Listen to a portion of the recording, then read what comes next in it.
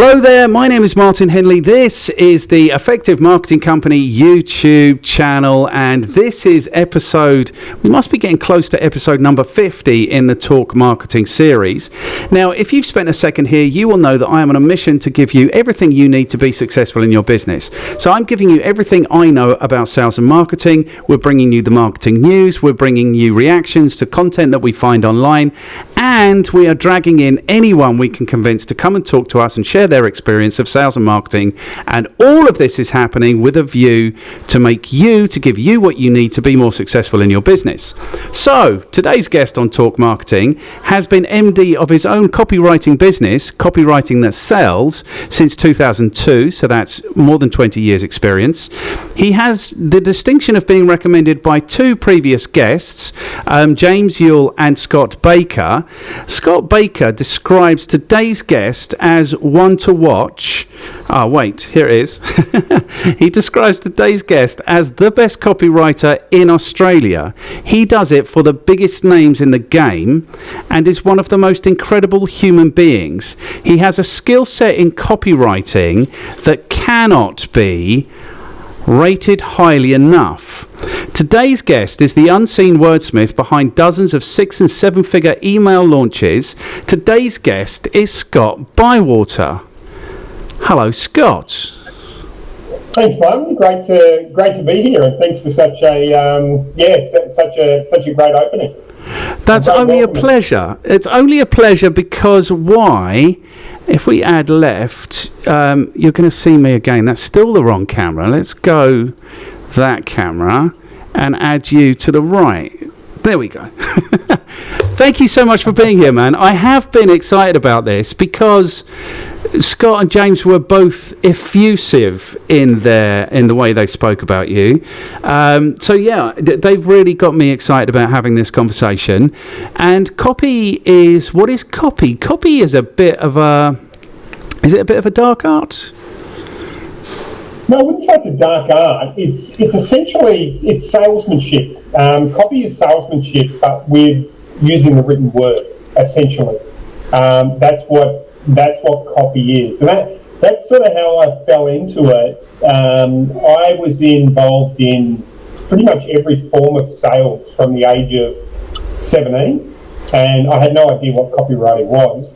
And then I hit the age of 24, and my wife saw this ad from Reader's Digest in the newspaper, and she's like, "You've got to apply for that job," So I did. And long story short, I didn't get the job, but I got a lot of confidence because the copywriting manager loved me, but the HR manager not so much. So, but it gave me a lot of confidence, and that was actually a real blessing because it gave me the opportunity to sort of step out on my own and go into that direct response copy sort of side of thing. Okay, cool. I think I would say copywriter is the thing in sales and marketing that I know least about. That's what I would say. Yes. And so maybe it's not a dark art, maybe it's a rare art. I don't think the quality of copy that exists in the world is where it should be. I don't think that people are making the investment in great copy that they should make. And I'll put my hand up, I'm not, definitely not. So maybe that's what I think about it. Okay, it's interesting. Normally we'll have a talk about something in the introduction, but I'm not sure how long you want to spend talking about the fact that Scott describes you as one of the most incredible human beings. I mean, that's just a lovely thing for him to have said. Yeah. It is lovely, and I can't top that. There was a saying I learned from one of my first jobs, which was sort of phone sales, inbound phone sales. And it was like when they say it, people doubt it. When you say it, people doubt it. When other people say it, it's more believable. So yeah, I don't think I can top that. What Scott has actually said there. So So thanks, Mr. Baker. Very much appreciated. Just accept it. I think no one's ever going to say that about me. I know that much. I'm sure I will. So I didn't know that was a saying, but I tell people part of that saying. So what I say to people is, if you tell people something, they may or may not believe it. Largely they won't believe it. If you can get someone else to say it, someone they respect, then it becomes much more believable. But if you can get them to say it themselves, they will believe it all day, every day. And I tell people this in the sales training that I do. So you're saying that copywriting is salesmanship. For me, salesmanship is all about asking questions and getting people to tell you what it is they want or they need or whatever. So that's interesting that, how is that what you mean by salesmanship? I'm not sure. We will get into that. But we have this flimsy little structure that we should adhere to, because that's the format of what goes on here. So as you know, there's only 5 questions.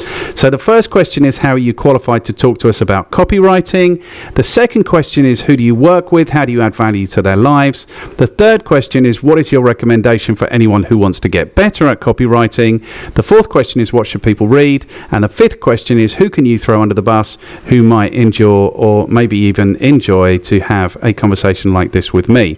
So, question number 1, how are you, Scott Bywater, qualified to talk to us about writing copy? I think it's I guess runs on the board and experience. So I've been involved in sales and marketing since I was about 17. So we've been going on about 26 years now. And then I started copywriting as such from about the age of 24. So yeah, for basically 19 years, I've been in the trenches writing copy, everything from email subject lines to the long copy sales pages to webinar scripts to Facebook ads to email copy to websites. So right across the board. What do they say? It takes 1,000 hours to get proficient and 10,000 hours to be, to be an expert. Over that period, by those numbers, I wouldn't necessarily ever like to call myself an expert, but by that sort of data, I've reached that sort of level of expertise. And I've got. If you go to my website, scottbywater.com.au, there's all sorts of, I won't go through them now, but there's all sorts of testimonials and that sort of thing on that website, which sort of shows some of the results that I've generated over the years. Okay, cool. I'll be honest with you, do I have a better idea now of where to start? I was selling advertising at the very beginning of my career, and occasionally we would have to write copy. I'll tell you when this was. What we would have to do is we would have to photocopy their logo really big for the print, and then somebody would colour it in, and then we'd scale it down to go into these little classified ads. So this is the level of sales that we were doing, and we would have to write the copy, because they might say to us, oh yeah, well, we fancy what you're doing, but we don't have an ad, we don't have copy, and all this sort of stuff. They taught us how to write it was literally classified copy ad. This was like in 95 or 96, somewhere around then. What's the thing about that? I can't do it. That's the thing about it, is I really don't know. It's much easier to do it for a client, but I'm really bad at writing copy. Definitely, of all the sales and marketing thing, I've done sales for a long time, I've done marketing for a long time, I teach digital marketing, so I understand everything about how email works, about how SEO works, all of it. Copywriting, I don't know how to do it.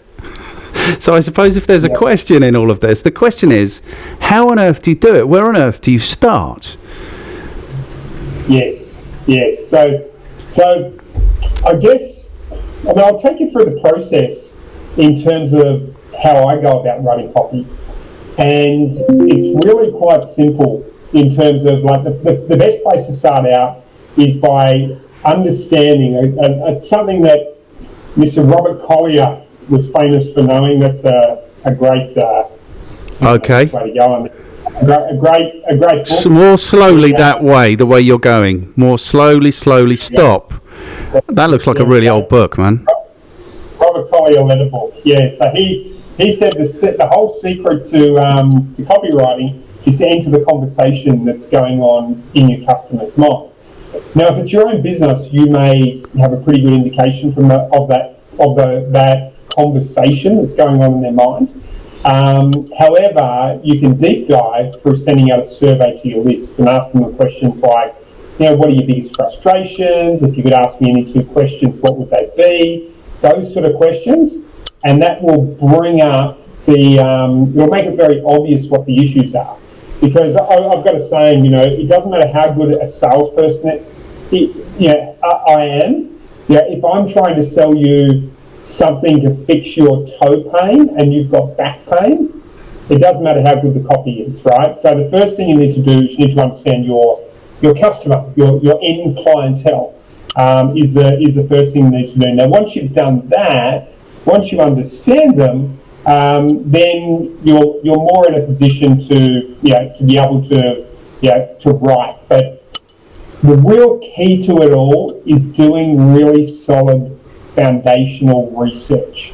So Gary Benzavenga says, who is I would say that hardly anyone would argue the fact that he's the best copywriter of modern times.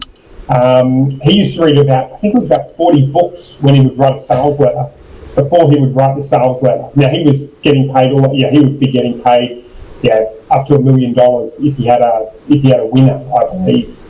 So it was worth it for him. But he would do that level of research to actually understand it. And his whole thing was that you spend 40% of your time on research, 40% of your time on writing, and 20% of your time on editing. I've always found that I spend more time on editing than writing. So writing is actually the easiest part of the whole job. So let's say that you're writing throw a product at me, and I'll take you through the process that I would go through. Any product. Marketing services. Okay, so marketing services. Okay. Does it need to be a product, or is the service okay? Service okay. Yeah, fine. It can be anything. So the first thing I would do is I would do a survey to my list, and I'd find out what they're thinking, what the conversation going on in their mind is. So that's the first thing I would do. Second thing, I'd go to places like Amazon and look at things like marketing books and all that sort of thing. But not so much, the copy can be quite interesting, but what you're looking at is all the questions underneath the books, not all the questions, all the reviews underneath the books. It's like, and so you're finding out what people are thinking when they're thinking about marketing services. So what the question going on in their mind regarding services is.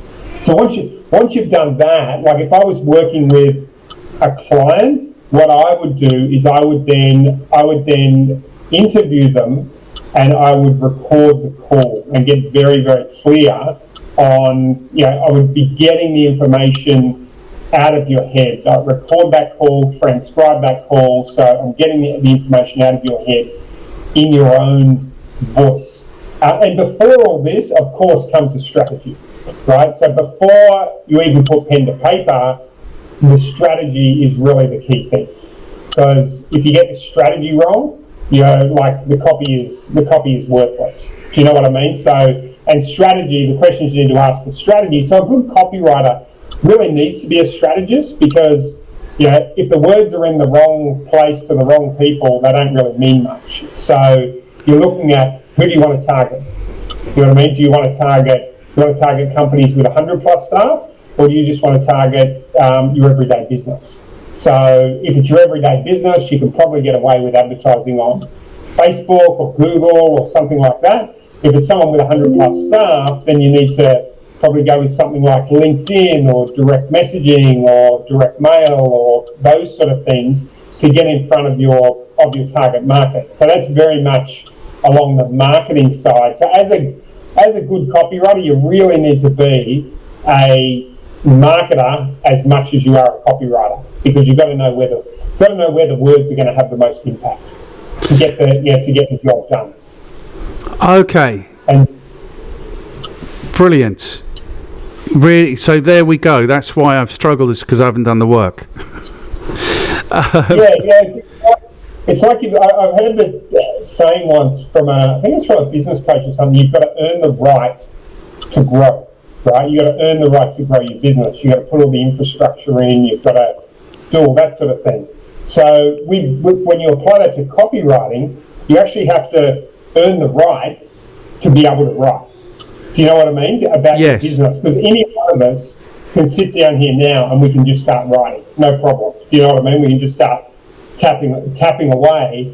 But what makes those words come out amazing is, well, it's the research and the experience. Like when I first started out, I would literally spend an hour, get up at 6 a.m. and I would rewrite, heaps of sales letters out in my own handwriting. Do you know what I mean? For an hour, to ingrain that sort of communication into my head, which is a little bit like a salesperson learning sales scripts, right? So it's a very similar sort of thing where it comes back to the salesmanship in print sort of side of things. So then once you've done that, once you've earned the right to write, you need to mind map, what am I going to say? What am I going to say first? What am I going to say second? What am I going to say third? And the best way to do that is to imagine yourself on a bar stool. So imagine you and I sitting here on a bar stool, and like in terms of marketing services. So let's say from the research we understand, who are you targeting? Like or give me a target for marketing services. Okay, so a target for, I don't know if I want to talk about marketing services. It's a great keyword. Maybe I do. We do want to talk about marketing services. Who are we targeting? We are targeting small business owners, B2B business owners, providing IT services, for example. Yep.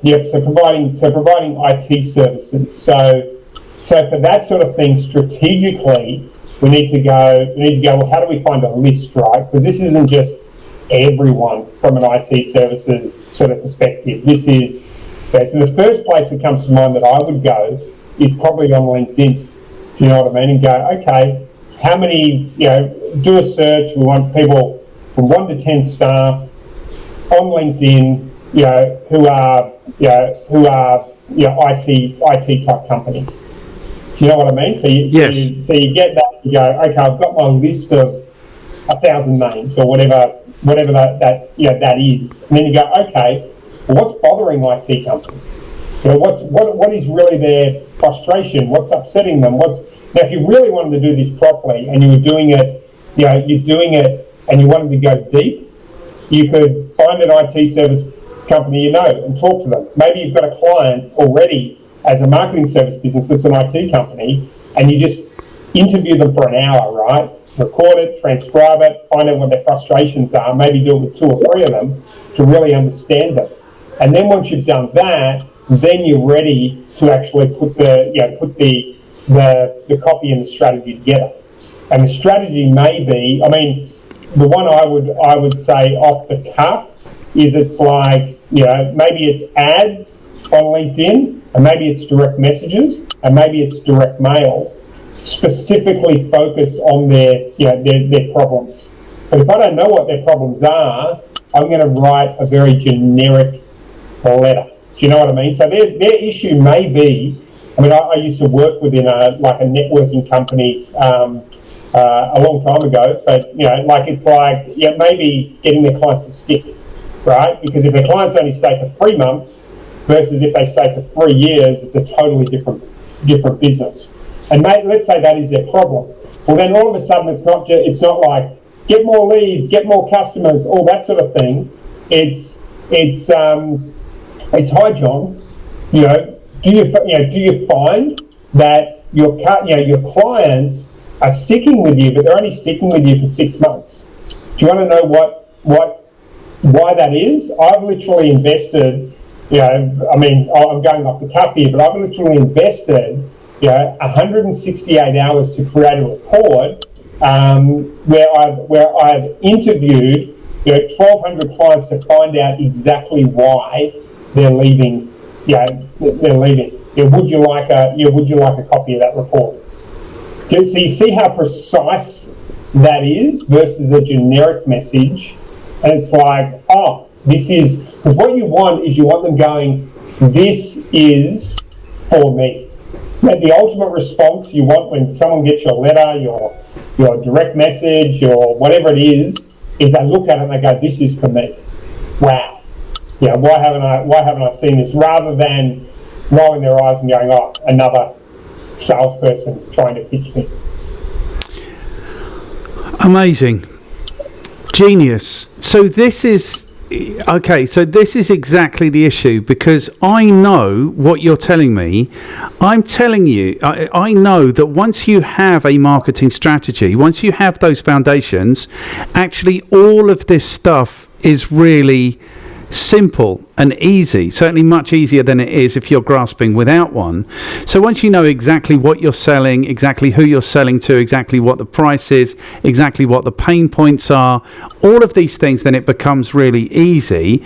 And I think the reason I've struggled with everything in sales and marketing, which is where you are denied the opportunity to do that work.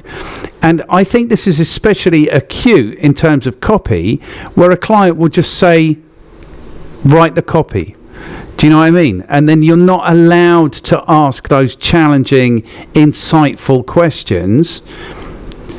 I've got an issue going on in my life right now where I've been asked to deliver some training, and they won't tell me what their challenges are. In fact, I've delivered the first half of the training, and when I asked what their challenges are, I kind of got shot down, which makes it a really difficult conversation to have, because how am I supposed to propose solutions to their challenges when they won't tell me what their challenges are? I think, in my experience, copy is the worst, where they've just gone, write the copy. And then, what on earth are you supposed to write then? And then it comes to like writer's block or whatever that is. But yeah, genius, Scott. I love what you're telling me. It's absolutely true. There's another issue with copy in 2022. It's something that a colleague of mine, a friend of mine, describes as the 21st century publishing scandal, which is essentially the internet and social media, where reams and reams and reams of copy are being produced all day, every day, to satisfy Google and the social media companies.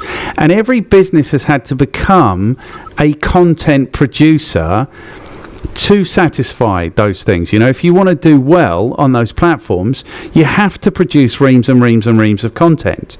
So is that the level of are you getting involved in writing copy at that level? Where's your level? Where are you playing?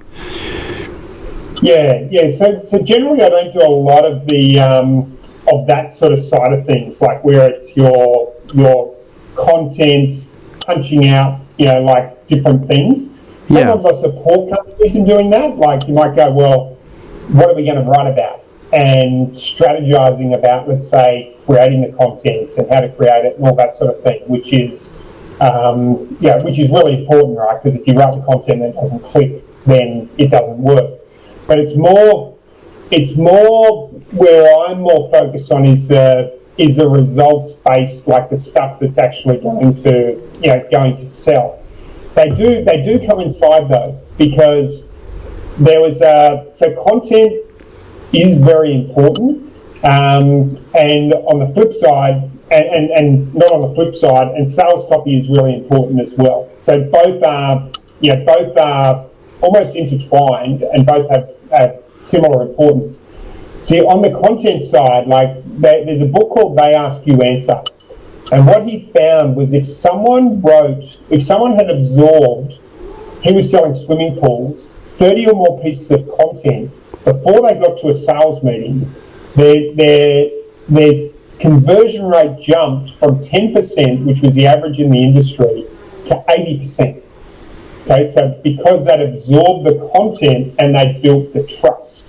So of the seller, of the people who they were going to meet.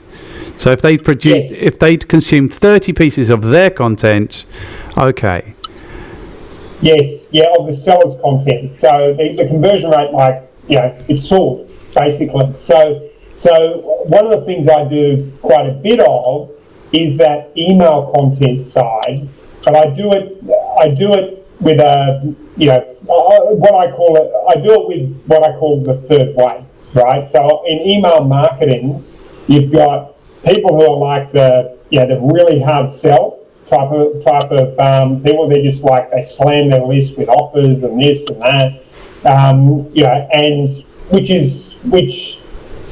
does work, but then it burns out the list, right? And the list gets devalues and gets worth nothing. It's like me calling you up every day and asking for $20. Soon you don't want to take my calls. Yep. So on the flip side, you've got the romantic side, right? Which is like, hey, if we send out heaps of content and we just give our list lots of love, eventually they're just going to shower us with money. And what I do is the third way, which is like which goes directly down the middle. So, and it's done where we use open loops and that sort of thing to really keep people engaged. But it has both. So it's constantly giving the love, but there's also call to actions in each email. And open loops, there's actually generally 2 open loops within each email. And what an open loop is, for those who are, if I'm talking sort of industry speak, an open loop is like what you see at the end when of a TV show, or you go and watch the morning news channel, and it's like, come back after the break, and we'll show you how doing somersaults helps you lose weight, or something like that. And you're like, oh, I've got to stay till after the break to find out. And then there's another open loop, and before you know it, you've watched 6 series of a TV show. So they do it everywhere on TV, right? So there's always the open loop. So that the same applies to email. So you have the open loop, which goes into the sales page, but you also have another open loop to get people to read the next email. So that's the way that I do. It's sort of like a cross between content and sales copy. So that's the way I tend to, I tend to do it and play in that sort of league. But yeah, and then from a copy perspective, it's more where I usually come in is strategizing for to get sales. So it's like we want these IT companies. How do we get it? Do you know what I mean? It's like, well, how are we going to go about that? And then it's like working out the strategy and then bringing the copy together from there, so that they, like the strategy is you lay the architect, but then you've got to lay the architecture and the plan, but then you've got to actually build the house. So that's what I do, where I do plan it out and then build the house essentially. So yeah. Yeah. Businesses, I think, are really poor at this part. Like, they don't know what their value proposition is. They don't really know who their target customers are quite often. They don't know what their pain points are. They don't know what their value proposition is. They don't know how they add value. And they don't want to kind of face up to those questions. Is that your experience? How do you get them to do that work with you?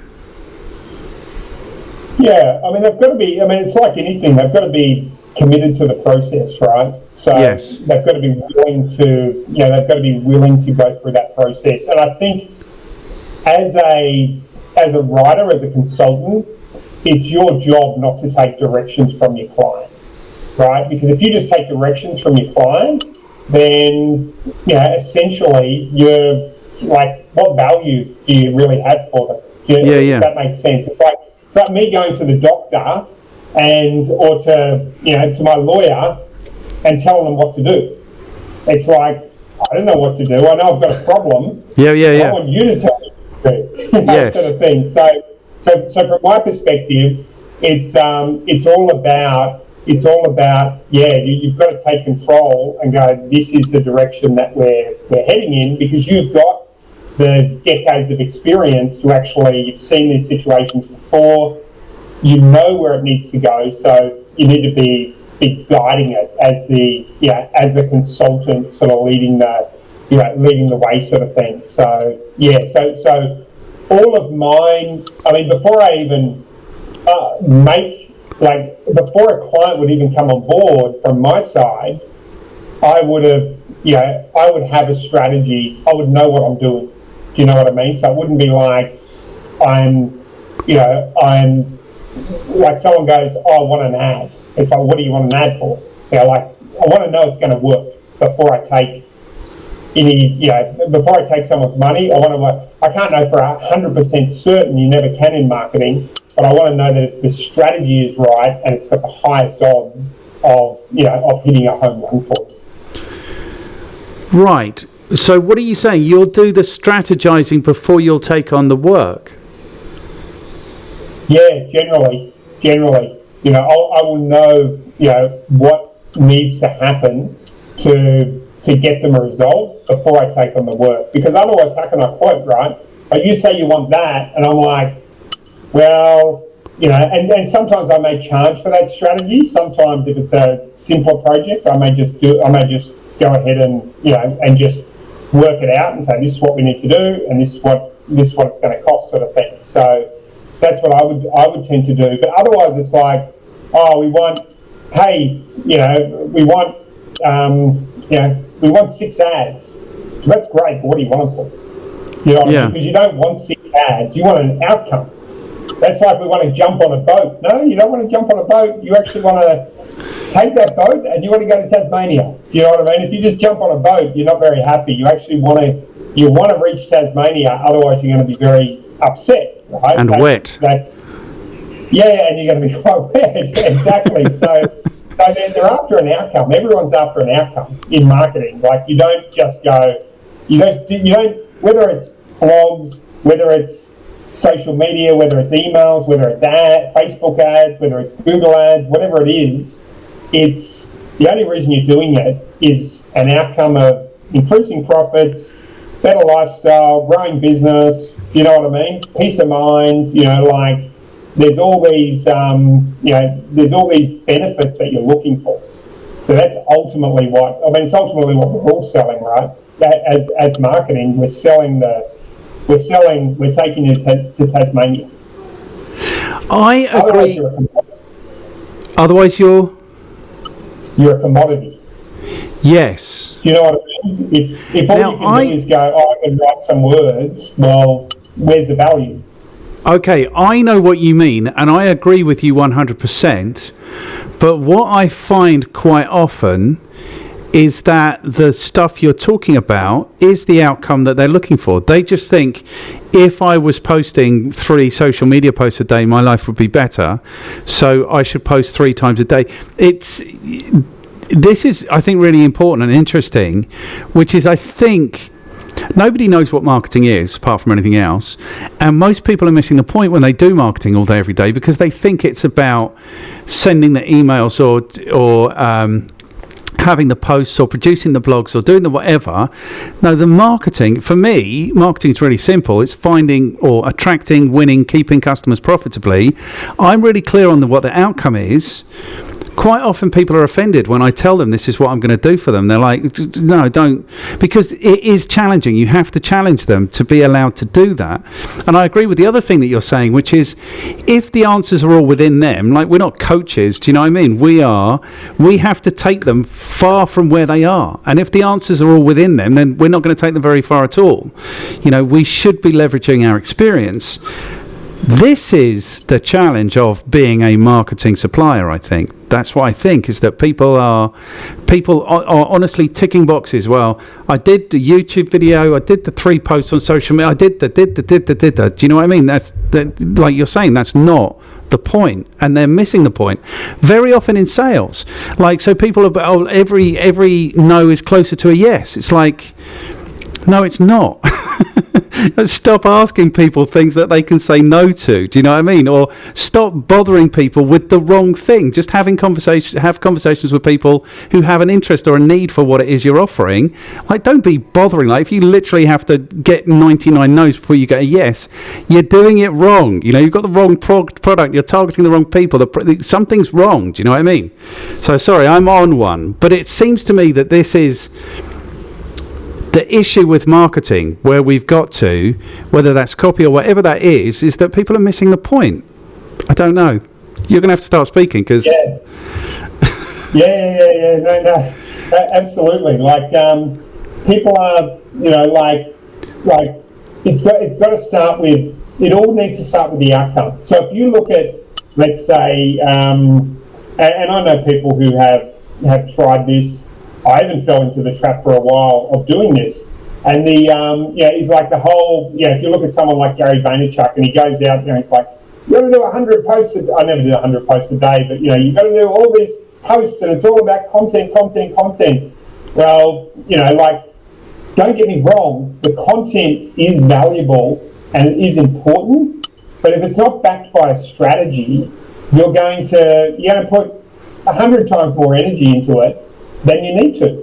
Do you know what I mean? If you don't know who you're targeting and you're just putting content out there, if you don't have some way of grabbing the people who are in there and adding them to your email list or follow them up or building a relationship with them, then it's really, it's bad advice. Do you know what I mean? Without all of the other components, it's only one part of a very important, of a very big puzzle, if we like.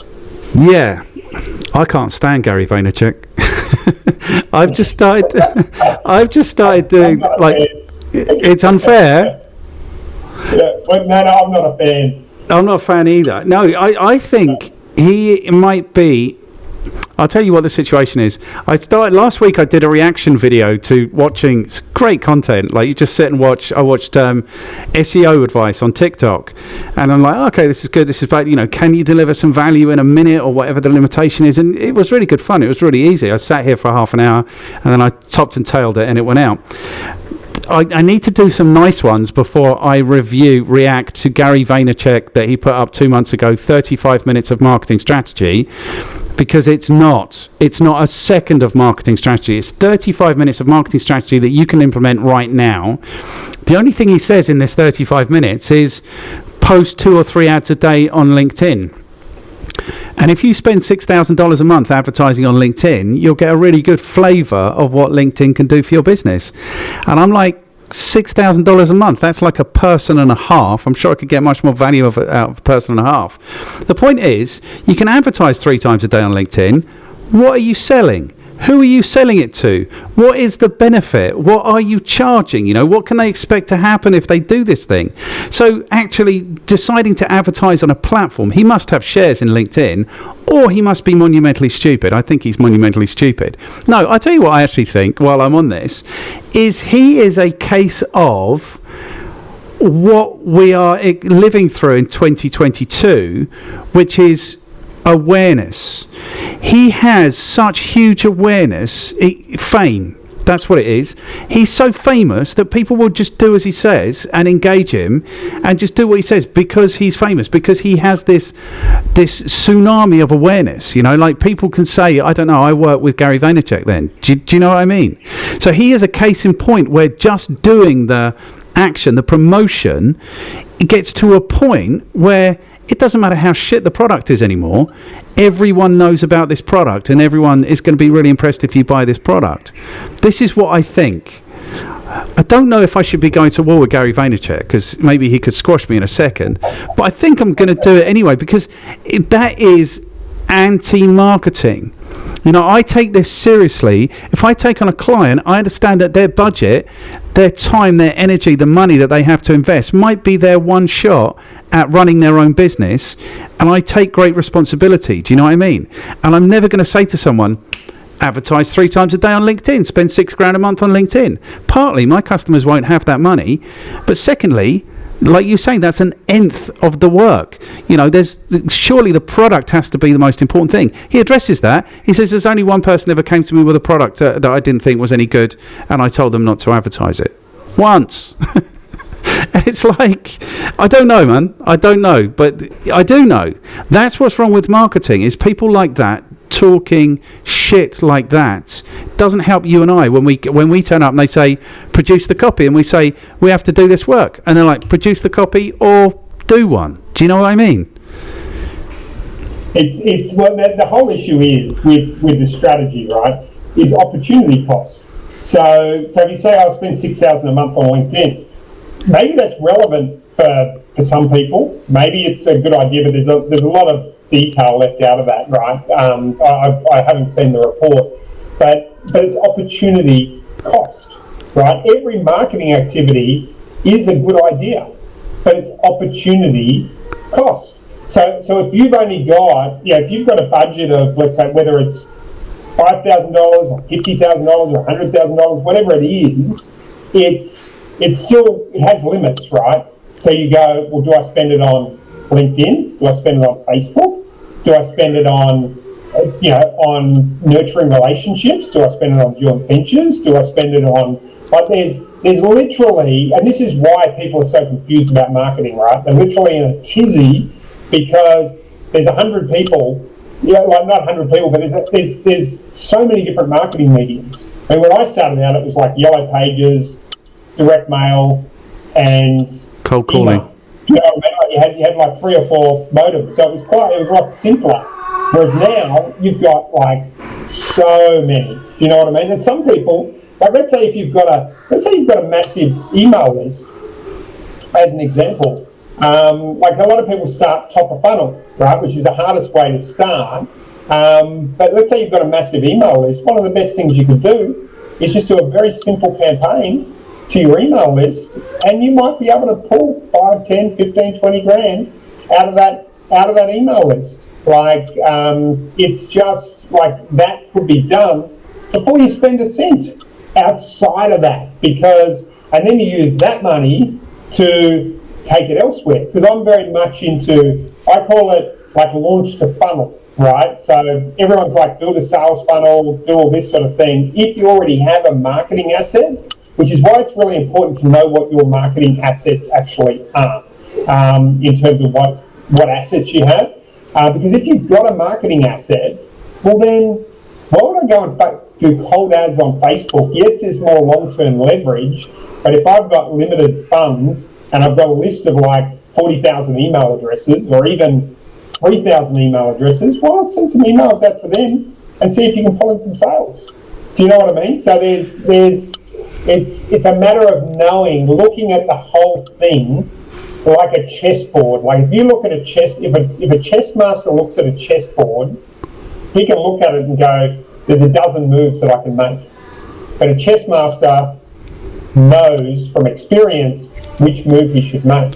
Someone who'd never come across chess before and just has learned the basics won't know which move to make. And I guess that's what experience gives you. You know which move to make at the right time. Yes, and this is where agency becomes really useful, because the idea is, like you say, you're qualified to talk to this because you've got runs on the board. You've got up and done this mostly every day for the last 20 years, so you now are understanding what kind of works and which direction to go in. My approach to marketing is, I don't think of it like a chessboard. I think about it as it's a riddle in your business that you have to work out. How do you attract, win, and keep customers profitably? That's what being in business is. And a bit like your approach, what I tell people is it's a suck it and see operation to see where you're going to get the best value from. Like, are we going to get the best value from email or from LinkedIn ads or from Facebook ads or from organic social or from YouTube or from search engine optimization? And you test all of these things to see where the value is. And there's another point I want to make about that. The point I want to make about LinkedIn advertising is I've taught a LinkedIn marketing course for the best part of 14 years, and when it came out I did some advertising because I was responsible obviously for knowing if this thing had value or not, and it never did. So in every training I've done ever since, I've said don't bother doing LinkedIn advertising, it doesn't work. When I produced my LinkedIn marketing course online, I thought, well, I'll just go to LinkedIn and I'll buy some customers, and I advertised. I think I got 30 clicks. Each click cost me £17. Only 3 of those clicks made it to my website, and they were all gone within a second. So my experience of LinkedIn training, because I also have some runs on the board, is that it really doesn't work. So the point about that is it can't. But very often a customer will come. Sorry, we're talking more about marketing than copy. We'll come back to you in a second. And they will want to know. They will expect the silver bullet. Like, what do I have to do to make this successful? Now, you and I know the answer is you have to really understand your market. You have to really understand what it is that they want and produce that thing. And then you have to really understand why they want it and how they want it and when they want it and what they're prepared to pay. And once you've done that work, it's a walk in the park.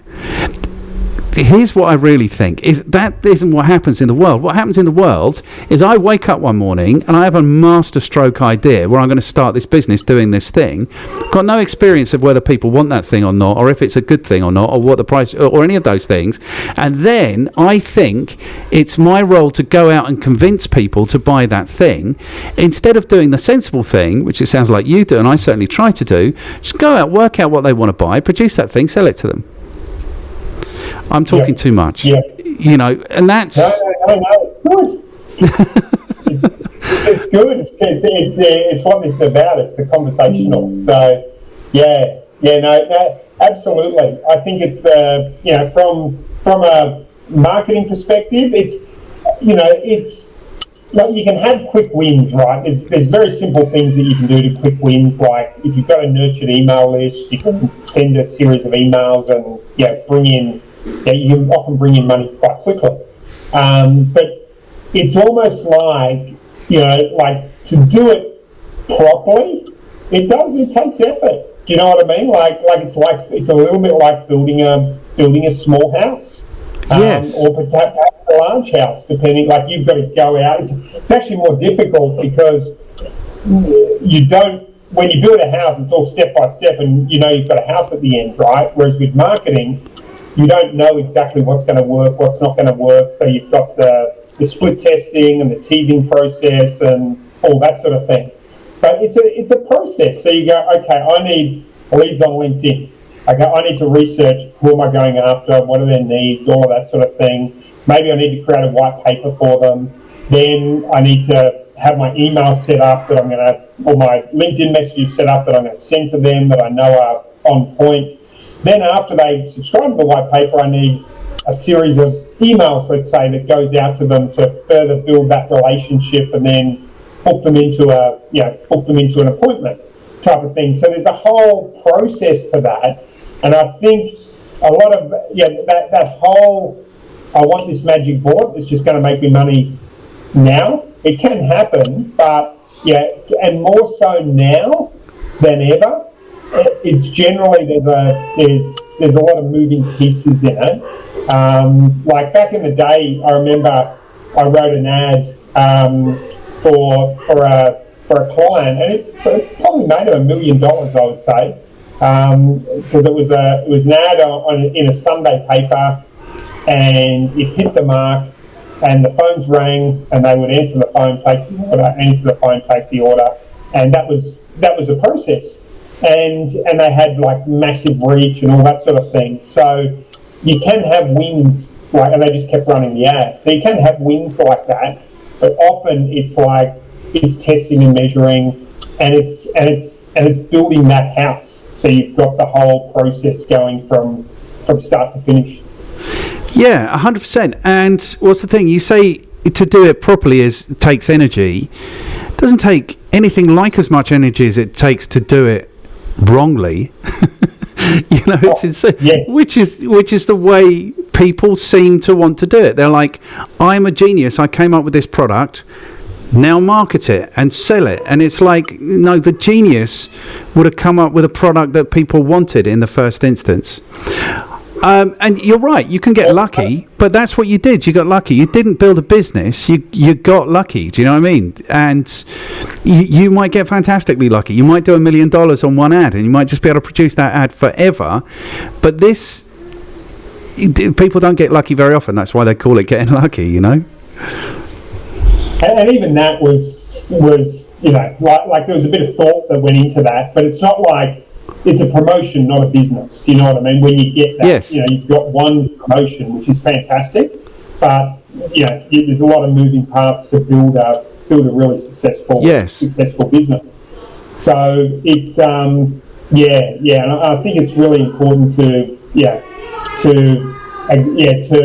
be aware of that when you're entering the marketing fray, because the marketers, I mean, really, we've done a terrible job in many ways, the marketing industry, of marketing the marketing industry. Because if you look at, let's say, the medical industry, I mean, everyone goes to their doctor and listens to them and treats them like dogs, which in my opinion, they're incredibly overrated. But that's the medical industry. Like they've managed to market do that themselves. And doctors out there. Or the legal industry, right? You go to the lawyer and you just you do what he has to say. Whereas with the marketer, you go, you know what? I can write that. Bang, and do you know what I mean? Like it's not there's often not the same respect, let's say, within the marketing industry as a whole from clients as there is within the legal or the how do we transform the marketing industry? But it's an interesting side note. It's really interesting. You see, part of my theory that why people don't want to sit down and have these serious conversations with marketers is because marketers just talk so much shit. So it's like, why would you want to have a serious conversation with these people if you understand what I'm saying? It's like, yeah, it's insane like that. So yeah, marketers talk shit. I'm not going to waste my time talking shit with marketers. They need to get on and do something. Well, they're not equipped to do something because you didn't talk to them. And so it becomes this cyclical thing. This is where we started about 50 episodes with, was like just how. So the headline for one of them was, "Isn't it ironic that marketing has marketed itself so badly?" But you're right. Doctors have marketed themselves as an authority on what they're speaking about. Lawyers, weirdly, have marketed themselves to the point where it's acceptable that they will bill you by the minute. Like, you don't even get to say how are you? Do you know what I mean? Whereas marketers, we're just expected to produce reams of copy without any foundation, strategy, guidance, nothing. Just write the stuff. So that's the state of marketing. What's that? Yeah, and I think it's really one of the most important things. I mean, I learned this from my wife. When I started, I would write copy. I'd still go through and do the interview process and all that sort of thing, but I didn't set the frame on that copy. And what happened was, you would send the copy. Like, I didn't say this is what it's going to look like. And you'd send it through and they go, oh, it's too wordy, it's too ugly, all of that sort of thing, which a lot of direct response copy, it's not there to win, glamour awards or anything like that. It's there to sell.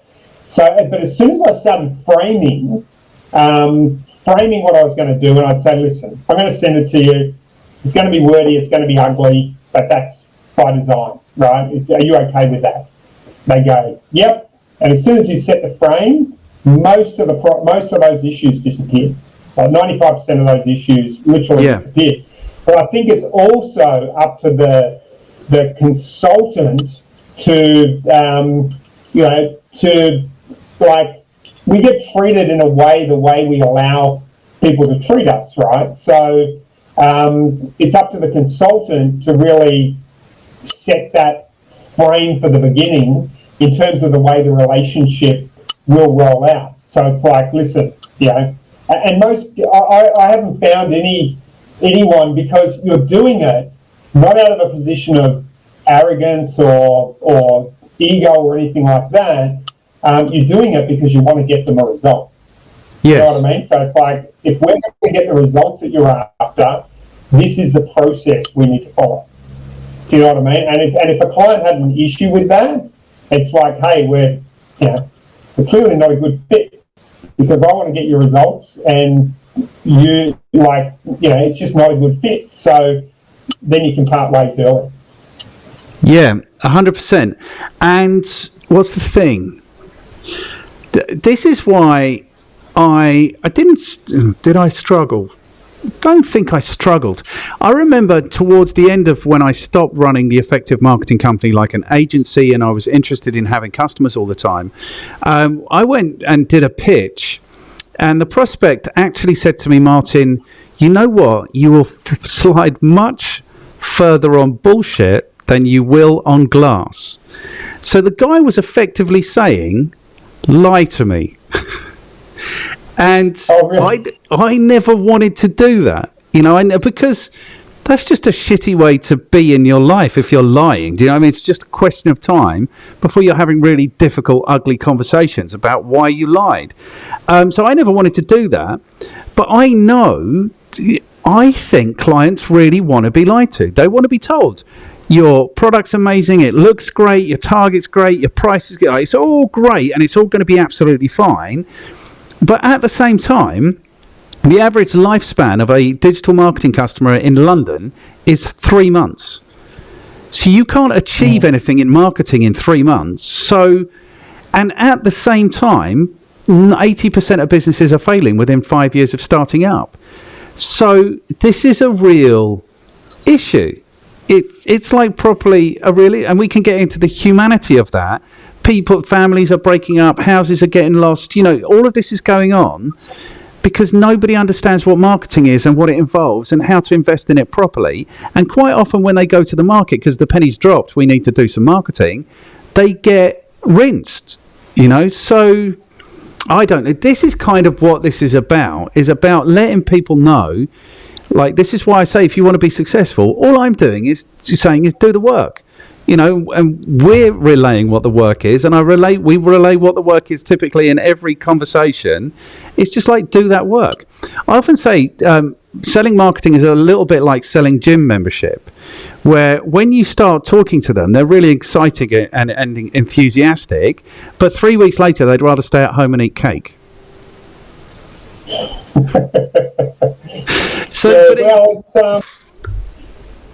Yeah.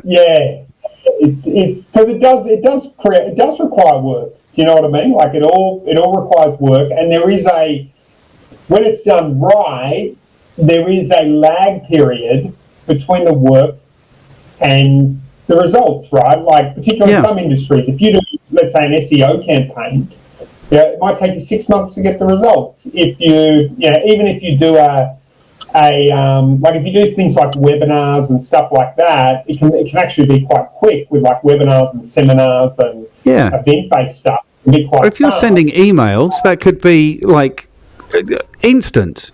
Like you land the right. So this is what marketing is for me: is landing the right message on the right person at the right time. So sometimes there are quick wins. PPC is a quick win. Email's a quick win. There are quick wins. Our job is to go there and say, this is what you can expect. So, for example, if you want to keep an SEO client, I've had one for 12 years. I send them a report every month. This is the minute amount of progress we made this month. And it doesn't matter, because he quite often comes to me and says, oh, you're not doing any work. You never do any work, blah, blah, blah. And I'm like, well, go and read the reports and you'll see that. Do you know what I mean? That's what you have to do. So whatever you're doing in marketing, you kind of have to break it down so that you can always demonstrate progress. I don't think this is happening in most marketing agency client relationships. But I think what's going on, I had a conversation, one of these, like a week or two ago, and he told me that 75% of restaurant businesses go out of business in the first 6 months.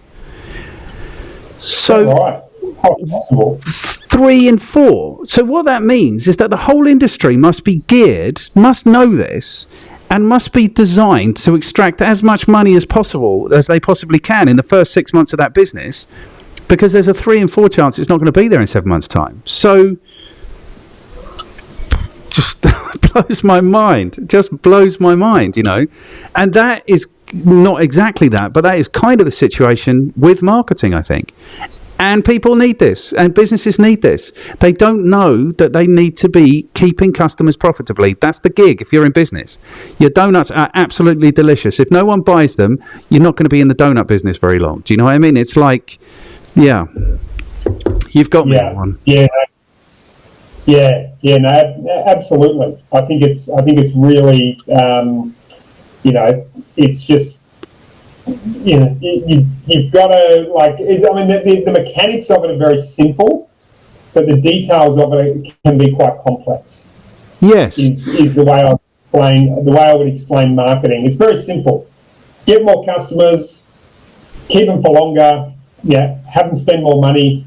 That's by providing value. I mean, it's very it's very simple. But then you get into the mechanics of it, and it gets far more. There's far more complexity to it in the mechanics of it. yeah, but the beauty of that is that it's a cycle that just goes round and round forever. So you discover new nuance every single time. You see new opportunity for efficiency or effectiveness every time you go through the cycle. That's what it should be. And it should be, I would say, everything like get more customers, keep them for longer, all of those things, sell them more stuff, but also spend less on acquiring them. And that's the opportunity every time you go round, is just to eke out a little bit more value and a little bit more value. That's what it should be. It doesn't seem to be what people are understanding it is. We've got away from, have we? But I think you answered brilliantly everything we needed to know about copy in the first 5 minutes. Almost like you know what you're talking about. So the key to writing good copy is basically do the research, do the work. That's do the work. Do the research. So you earn the right to write the copy. Is number one, and then before you write, map it out. I'm going to talk about this first. Then I'm going to talk about that. Then I'm talking about that. Then I'm going to talk about that. So, if we look at that IT example, you want to imagine that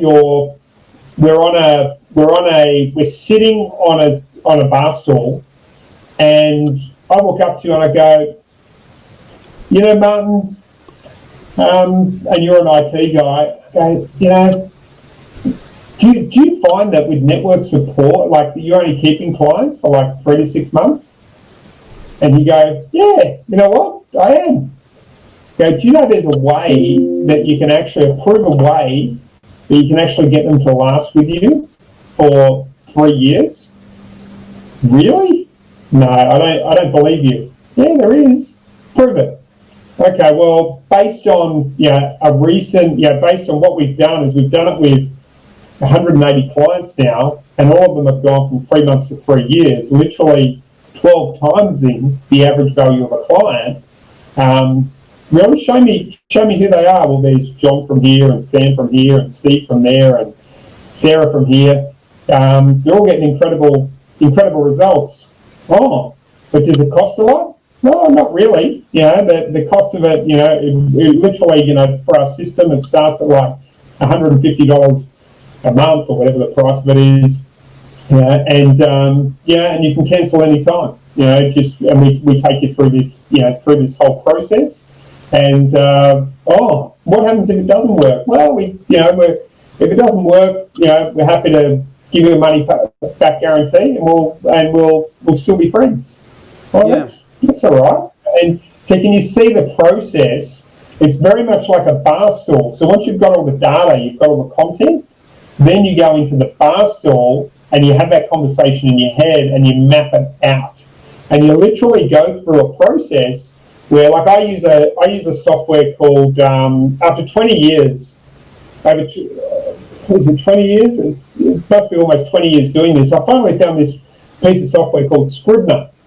And it's beautiful, right? Because you can actually organize it's fairly simple, but you can actually organize all the different pieces of copy you've got onto one page, all in different folders and all that sort of thing. So I'm going to talk about that first, that second, that third, that fourth, that fifth. You put them in all these folders, and then you almost assemble copy rather than write copy, if that makes sense.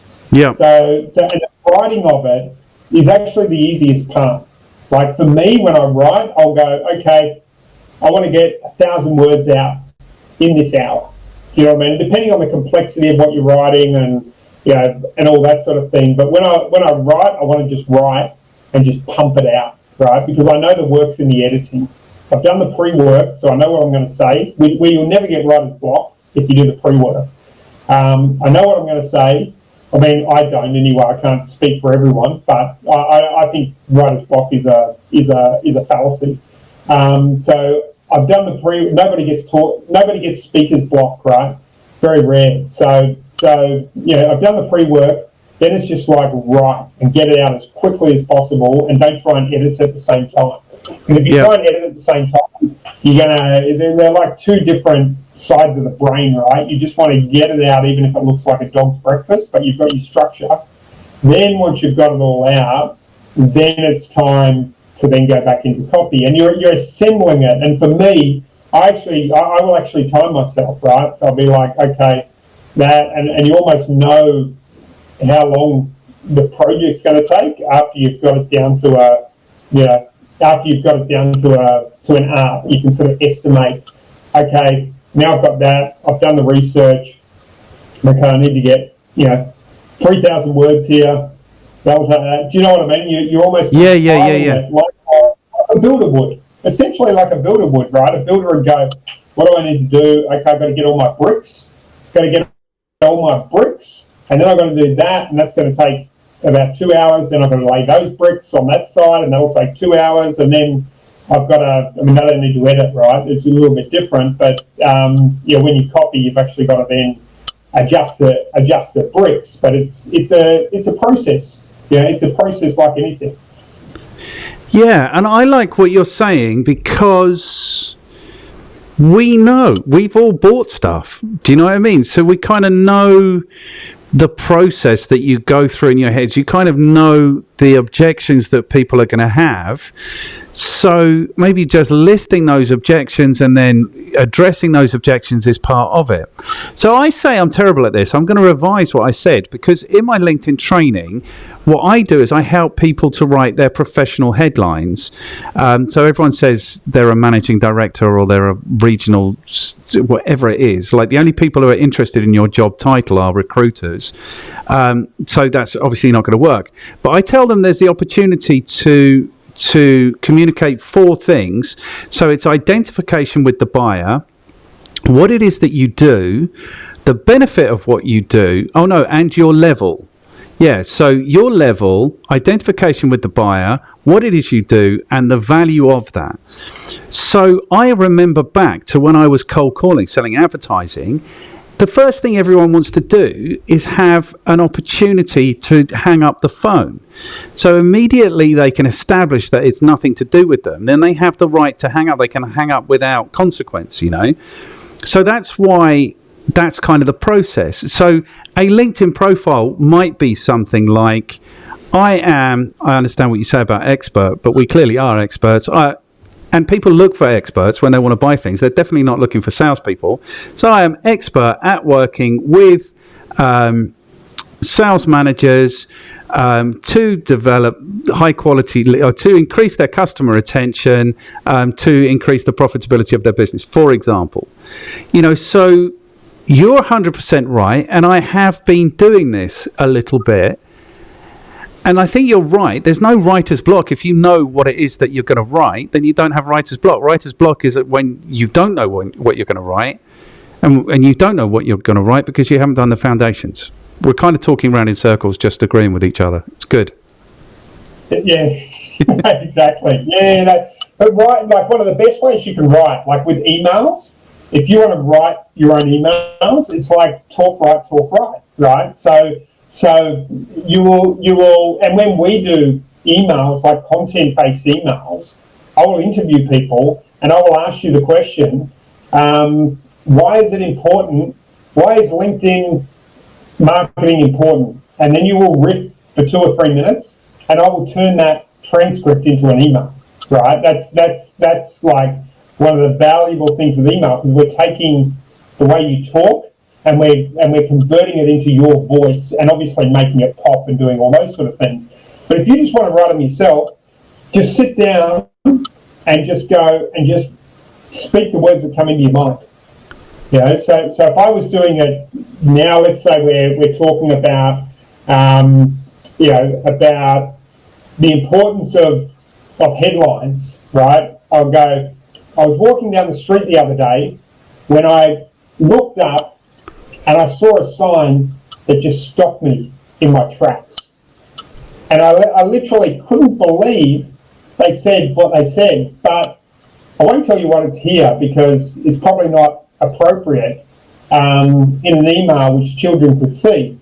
But it made me realise that headlines that have impact, they have to be different.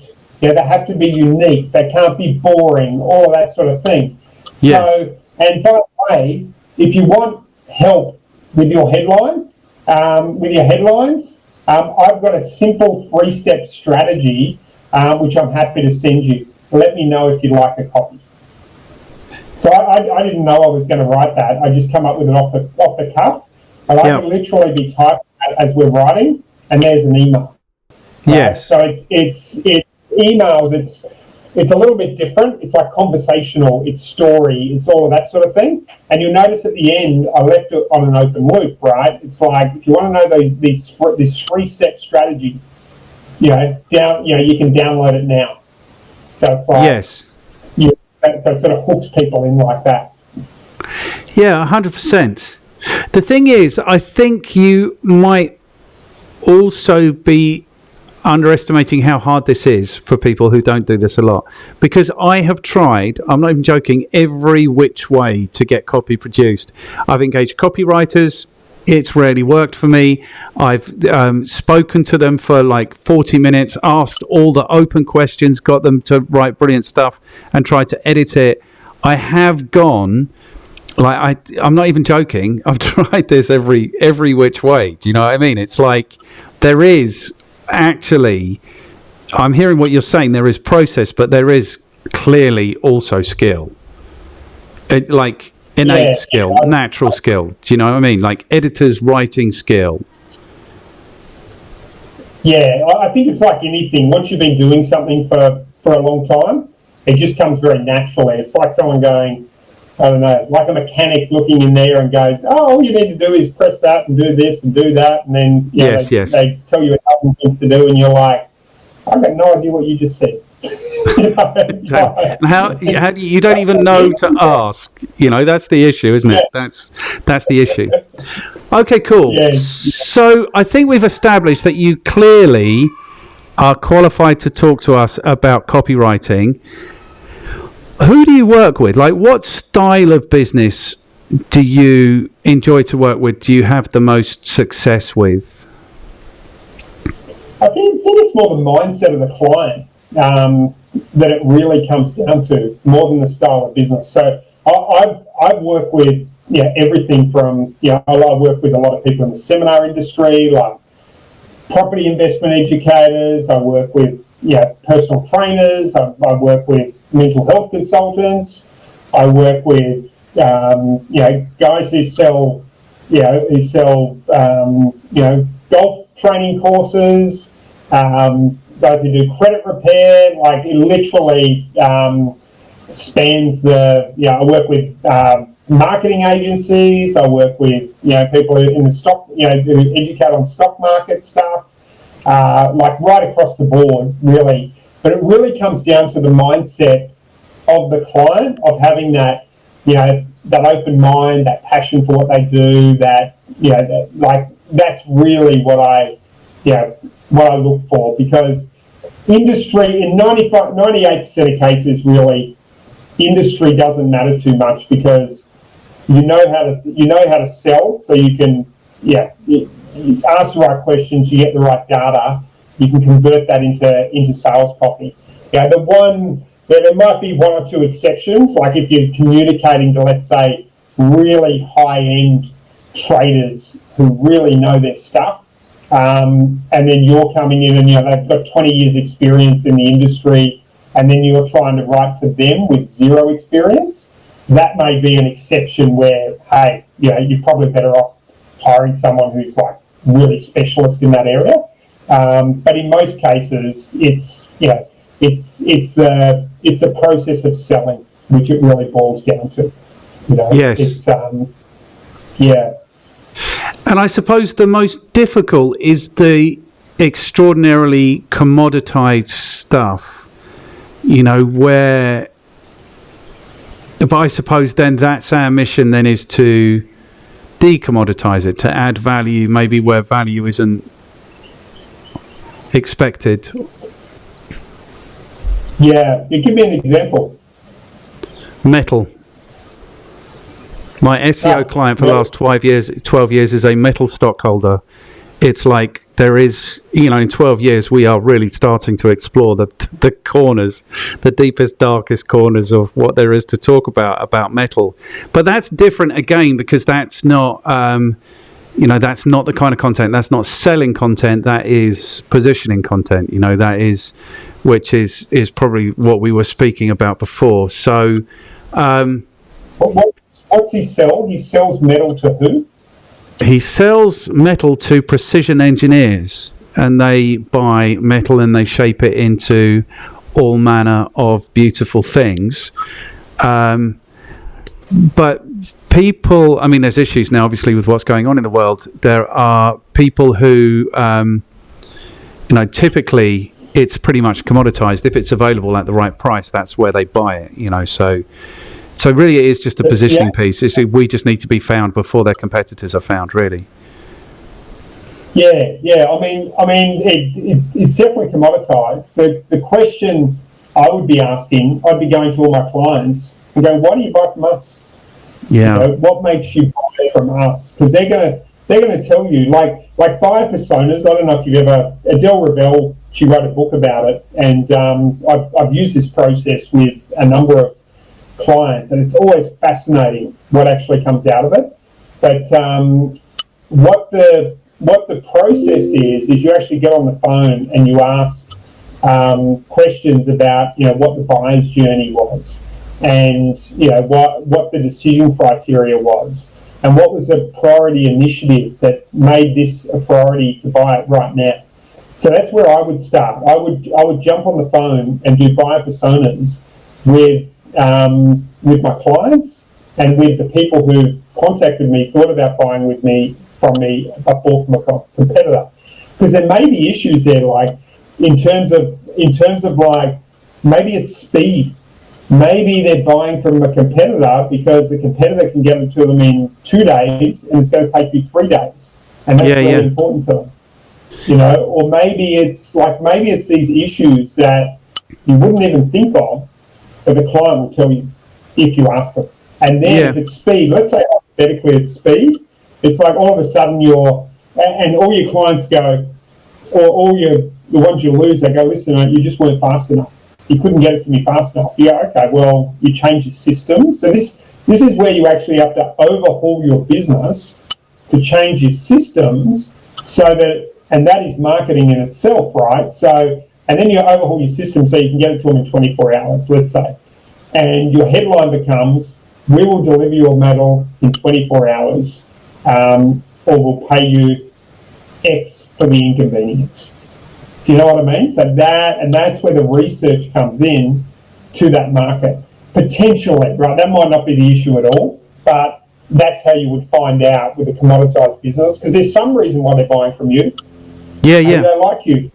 Maybe, there's other reasons, but that's how I think you get to the bottom of it. Yeah, and I don't particularly believe in this commoditization. There's always a thing. But what I say to people all of the time is that your customers have the answers to all of these difficult questions. If you're struggling to motivate people to buy from you, you can go and tap into what it was that motivated your existing customers. So when I get the opportunity, what I like to do is what I call customer satisfaction, which is like a survey where you ask all of these questions, and then it's exactly like you've said from the beginning. If you're on foundations, then you've got something to build on. Do you know what I mean? You've got somewhere to create. Whereas if you are just grasping at straws, you're banging trouble. Cool. We have taken up. I've taken up the hour and a half that we allotted for this. Are we still good? Or fun? Yeah, I can keep talking. Okay, cool. It does go for a bit. It does go quite quick sometimes as well. Okay, so there's two things I want to talk about. I want to talk about content for content's sake. Like we kind of covered that off. It's different from what you do. But it seems to me like copywriters are, like with the digital revolution, copywriters are probably more in demand than they've ever been. I don't even know if you need to say anything about this. It kind of annoys me that copywriters are more in demand than they've ever been, and that we have to be churning out all of this content. Like it was Bill Gates, wasn't it? Another person that I'm not a huge fan of. But he said in 1998, content is king. And now it is. And now businesses are having to produce content consistently. I don't know if you want to say something about that. I think it's not a great situation, is what I think. The content's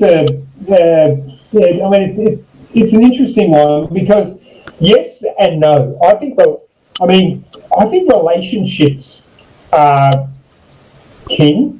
That's what I think, over and above everything. But I think content, it's a mishmash, right? It's a bit of everything that goes into marketing, and there's different things that work. But I think from a content perspective, I think quality targeted content is really the key. I don't think it's just ammunition. Like if you're doing content for everyone, and it's not really quality content, it doesn't stand out because it's almost like, if you can imagine, like there's more competition than ever. Like I remember I started emailing before most people, and now it's harder to cut through with email, it's harder to cut through with everything because everyone, like it's like ambushed. But you imagine you're sitting there and you've got you used to have 2 restaurants in your town and now you've got 500 restaurants in your town. Do you know what I mean? Who are you got? You can only eat so much food. Okay? You can only eat so much food. So what food are you going to eat? You're going to eat the food. You're going to pick the best restaurant for the best value, right? Yep. Since content is free, there's not a cost to it. Like I know there's paid content and there's different things, but let's just talk about content marketing as such. You're going to go to whoever's going to give you the best value for what you need. So for me, it's about value. It's about quality content in the eyes of your potential customer and potential client, which is really the key. Because otherwise they see your content and they just go, next. Do you know what I mean? Next. Yes, your brand's out there, but it's got to have value for your potential client. And that all comes down to getting inside the head of your client. It all comes down to all those fundamentals. Yeah, understanding your unique selling proposition. All of those sort of things is critical to that whole process. Yes. Okay. Good. I can put content out about gardening, but I sell copywriting, right? And that's a stupid example. Might sound like a stupid example, but if you go vague within your industry, I don't think that that's a good thing. So I think it's quality over content. And I would add to that most business owners also underestimate the value of relationships. Because a handful of deep relationships can be worth as much as putting out 30 pieces of content a week. Yeah, 100%. I agree with that. And I just think, I think more because I'm old and miserable and, nothing new is good anymore. But it just feels to me like the general quality of content, like I don't remember the last time I saw a good new movie. I did a quiz yesterday. It was like 100, because I got caught on this thing. It was like 100. Can you recognize these 100 movies from the 60s from one screenshot? And I scored like 80%. I couldn't name a movie that's been released in the last 5 years. Like, I couldn't. Do you know what I mean? And so it just feels to me like the general quality of content has gone down dramatically because it is just being churned. It's just being produced and produced and produced for the sake of it. And so I think the shame of it is that you have to cut through all of this complete BS to get to something of quality. Like you and I, like the first job you have to do with your content is, and I suppose maybe it just elevates the quality of your content, and I don't know, and maybe it doesn't make a difference. It brings me to the other thing. This is why I'm looking like I'm rude. I'm on my phone, but I'm trying to find the post that you put out today, because this is interesting to me, because it seems to me now that in the pursuit, I mean, let's look at LinkedIn. LinkedIn is an abomination. If you look at the quality of what people are saying in their posts on LinkedIn, it is truly, I think, embarrassing. It feels to me a bit like there was a comedy series in the UK, I think it was Catherine Tate, and what it was about. Sorry, can you hear all of this in the background? There's a child who's really upset downstairs. No. Okay, good. Just me, then I'll carry on. So it feels to me that there was a sitcom around the 2000s, and it was about, one of the sketches was about, or it was a sketch show, was about this guy turning up to the office on a Monday, and he was like doing gentle boasts about the charity work that he'd done at the weekend and stuff, and it was funny. But that, it seems to me, is the quality of the posting that's going on LinkedIn. Like, aren't I doing well? I've been in this job 5 years. Or aren't I doing well? I climbed a mountain at the weekend. Or aren't I doing well because I raised this money for charity? I mean, it doesn't seem to me to be particularly business oriented. This, though, is really interesting. What you posted today, you can't talk about that. It's something I've heard 1,000 times. Yeah, if we want our emails to stand out, if we want them to pop, if we want to live in our own integrity, then we need to go there and talk about the issues that matter. Like the travesty which is being underreported in Lismore right now. So people won't know, but they've been hit with more floods in Lismore. People are suffering again. It's not being reported in Australia. Or the massive amount of deception we have all been subjected to since 2020. Or other sacred cows in our industry most people refuse to touch. Yes, we will lose some people, but we will also gain far more loyalty from those who resonate with us. Plus, it allows us to sleep well at night. Be strong, share your voice, use your business to make the world a better place. Want to see more from me? Of course, there's an open loop there, call to action, which is your signature. This is interesting to me. It feels to me like people are talking for the sake of talking, which is always a bad thing to do. And it seems to me also that people are pitching their... well, it seems to me that the world has become very divided. And some people are pitching their colours to issues, and they probably shouldn't. So I think everything that you've said is right. I don't have the courage to do that because the world is so divided and we live in cancel culture. And I'll tell you the one that's I've spoken about a few times already is M&M's. You know, M&M's, the chocolate sweets. They went woke. So they've got these little characters, these M&M characters, and they made one of them anxious and one of them that was quite sexy had to be less sexy. And, you know, they went woke is what they did. Now, I did a stand-up comedy course, so sorry, I'm pulling in everything I think about this. And what I was told is don't tell jokes about gender, don't tell jokes about race, don't tell political jokes unless you are very, very funny, because what's going to happen is you're always going to split the room.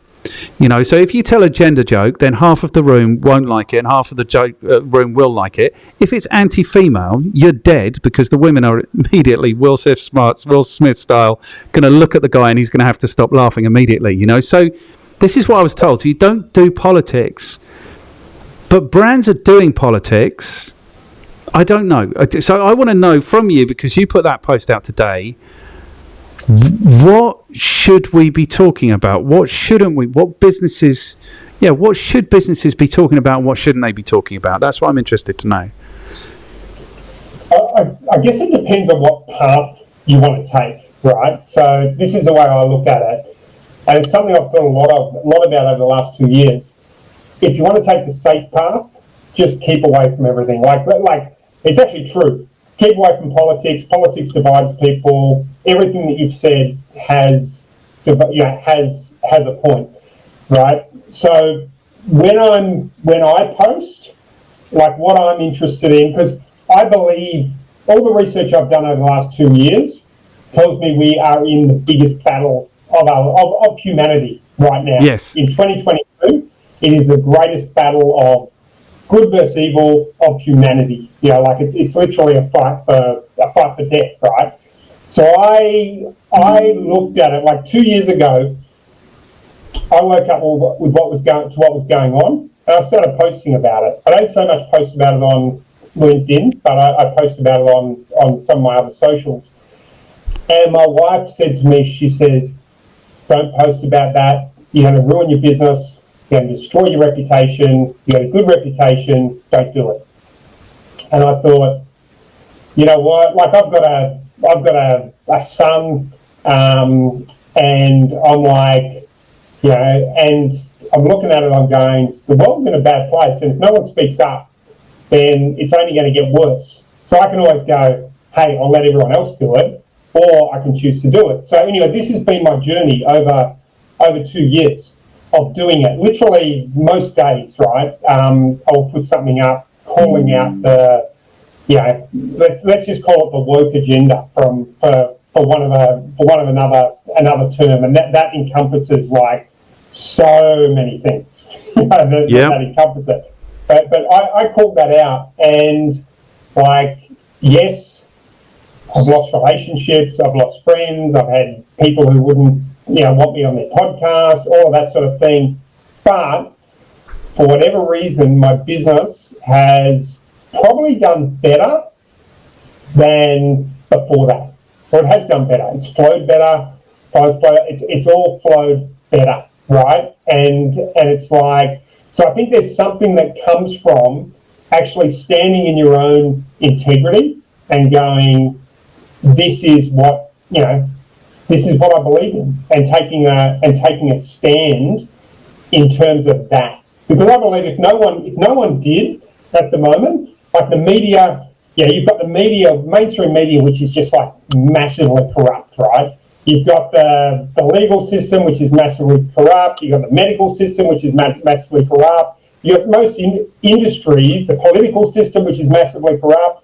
And it's all infiltrated, corrupt. It's just like terrible. So if no one calls it out, and the big one, the worst one, is the mainstream media.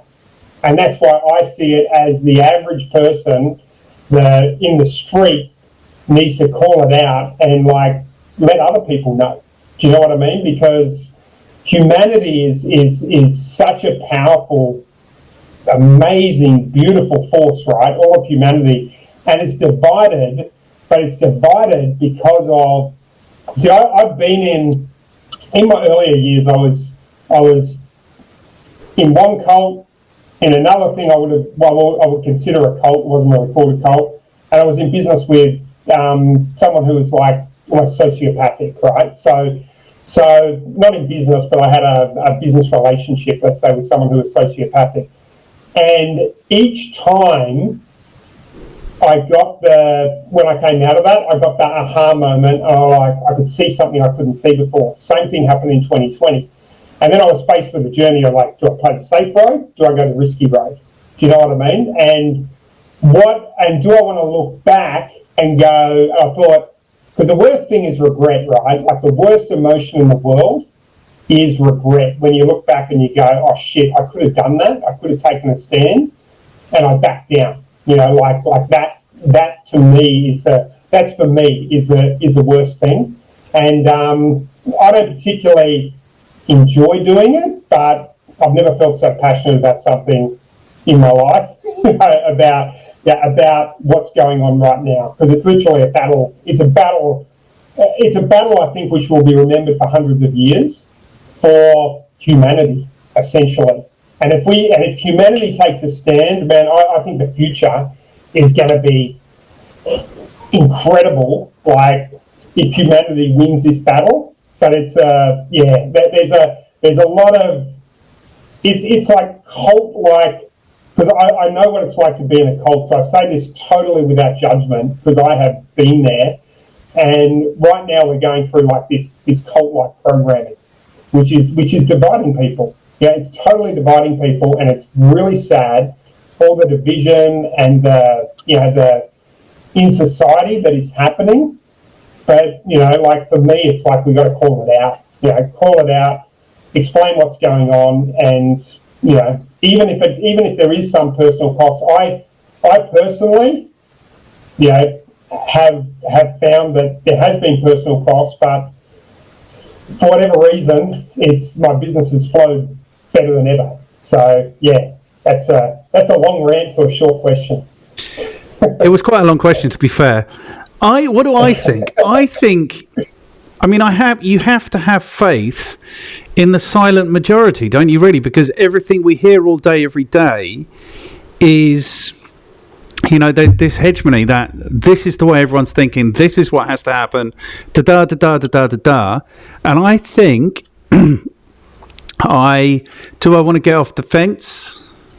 Yeah, I sympathise with you. Like, I'm extraordinarily concerned about what's happened over the last 2 years, and the most horrifying aspect of it is the way that people went along with it so easily and consistently. So that really worries me. But then but that's the narrative that everyone you hear all day, every day on the news. But I think the reason your business has done better, and I hope the reason your business has done better, is because actually the silent majority, the sensible majority who are running their businesses using suppliers like yourselves, buying copy, are being sensible about this. That's what you have to hope, so that they're on your side. The thing is, I can't see where the middle ground is anymore. I really can't. I would say I'm in the middle, but how do you be in the middle? Like, both sides are saying actually ridiculously preposterous things, and where is the middle? I mean, this wokeness thing, it seems to me. Okay, so I don't have to declare where I am on the trans issue. The amount of trans people in the population of the world is in the point something of a percent. So it just seems that if that's the case, why would a brand nail their mast to that thing? I mean, they are a very vocal point something of a percent, but it just seems, I mean, we're just living in crazy, crazy times. Like, they're a chocolate company. They don't have to be involved in, but maybe they could say what you and I are saying, which is if you feel passionate about something, you should stand up for it. I don't know. It just seems like we're living through crazy times. And what astounds me is how little thought goes into people's attitudes and strongly held and vocal beliefs. Like, quite often recently, someone will start a conversation about one of these global issues, and I will know that I can't even have a conversation with them because they haven't thought about it for a second. That's kind of where we're at. Like, they'll say, oh, what about this thing? Oh, yeah, this. Okay, you're not thinking about it. We can't have a conversation. It's quite scary. Yeah. It's not, like, if you look back behind a lot of these brands and you look at who is actually in control of them, like most of the world, like BlackRock, Vanguard, they own very large all of these big companies. So you've got a lot of it. They're not doing it to get to win customers as much as they are, I think, for a far more nefarious agenda. Okay, maybe we don't have to go there. I think that there is a dark aspect to marketing that goes on, or consumption or consumerism that goes on, which is, I think, an unhappy, depressed, anxious consumer spends more money. So I think a lot of what goes on in the media drives that anxiety, that depression, that isolation, because then I think people spend more money on stuff. It's not the sort of marketing I do. It's not the sort of marketing you do necessarily. But I do think that this machine, and I don't think it's been designed. I don't think there's a glitterati or whatever they're called, an Illuminati, glitterati. There's a glitterati. I don't think there's an Illuminati who've designed this thing, but I think the machine has grown, evolved, and learnt this behaviour. If people are unhappy, they tend to spend more money. They definitely spend more money on cigarettes, on heroin, on alcohol, on all of these things, so that's kind of how I feel about it, so it's interesting. Okay, good. So this took a turn. It tends to take a turn when I speak to people in Australia. If you look at like the thing you need to look at, right, is like from a marketing perspective, is you look at the cigarette industry of, I can't remember, decades ago, right? We were told that cigarettes were good for us. Yes. And people ate it up. They ate that up. And we think we could never be stupid enough today, and I'd say that we could never be stupid enough today to go, cigarettes were good. How did they even think that? Yes. But that's the power. This is the power of, I would call it propaganda rather than marketing, right? But this is the power of propaganda. Like doctors to go out there and go, cigarettes are good for you. And they push that through all the media, and then everyone goes, cigarettes are good for you. And people, and the majority believed it. And back then, if you said cigarettes aren't good for you, you would, I'm sure, you would have gone, you're an idiot. Of course conspiracy theorist. So, you're a conspiracy theorist. Of course cigarettes are good for you. Yes. Doctors everywhere are saying that. So we need to, I think, as we need to learn from history and never stop asking. Never stop questioning. You know what I mean? I think is a big one. And as a marketing lesson, like bringing this back to your own advertising and your own marketing and all this sort of thing, what this teaches us is don't try and sell to people who have cognitive dissonance. Okay? Yes. Because we've seen massively, like whichever side of the fence anyone lies on or whatever, it's very hard to, if someone's convinced of something, it's very hard to sway them otherwise. And if you're a marketer with a brand, with a business, and you're trying to convince them to do that, it's an uphill battle. So that's where I think, like if I'm trying to sell copywriting services, as an example, it's far easier for me to sell to someone who already invests in copywriting, because I don't 100%. Need to convince them in the value of it. Do you know what I mean? So I do know what you mean. Look for those customers, look for those clients. Like if a client has cognitive dissonance against what you do, like good luck. Yes. Good luck. It's like find the ones who don't have cognitive dissonance, and then the sales is very, very easy. So that's if we want to do a takeaway lesson from what the last 2 years has taught us from a marketing position, I think that's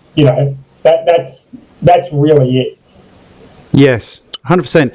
And the tobacco one is interesting because the story, whether you call it propaganda or marketing, whatever, the way they've persuaded people to consume their products is insanely good right up till today.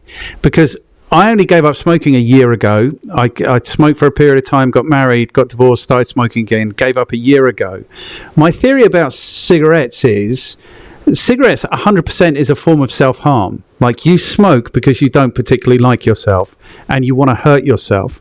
And so what happens is when they put these pictures on the packets of people with their exposed esophaguses, etc., then that just reinforces that this is what this is about. This is hurting you.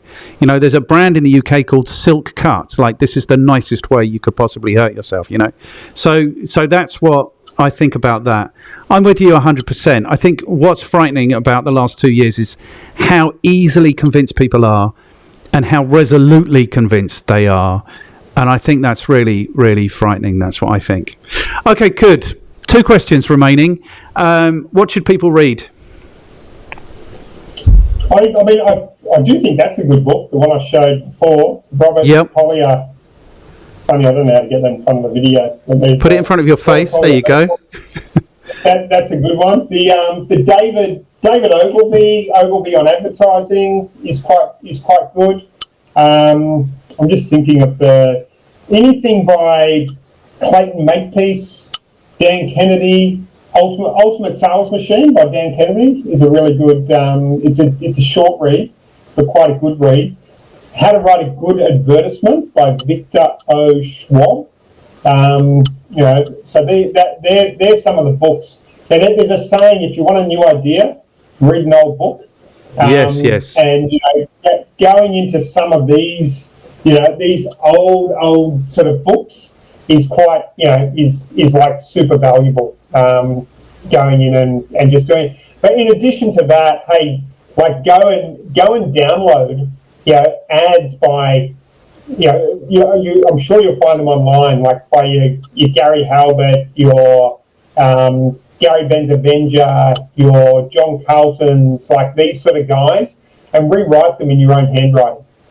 Because if you rewrite them in your own handwriting, it cements it in your brain. And it's a little bit like mechanics, right? I can go and read 5 mechanics books, or put me under a car and get me to work it out. And they're both important, right? You need the theory.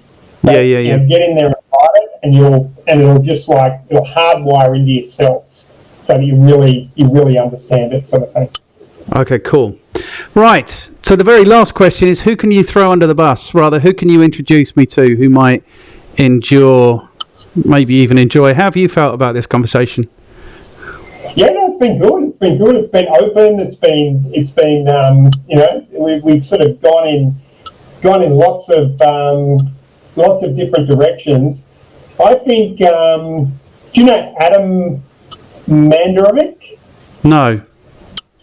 I'll connect you with him. He would be good. I probably know a lot of people, but he's the first person that comes to mind who would be quite keen. Another guy, John Hubbard, he's probably worth talking to.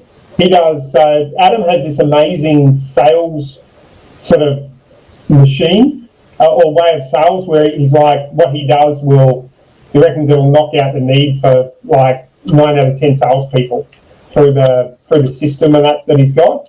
And John has a really unique way of getting testimonials, but like hero's journey type of testimonials. So yeah, he's fascinating. But I'm quite well connected with within the marketing space, so I can probably refer you to or recommend a number of other people. But okay, super cool. Yeah. Excellent. Can I ask you to do like a LinkedIn kind of introduction? That's kind of works best.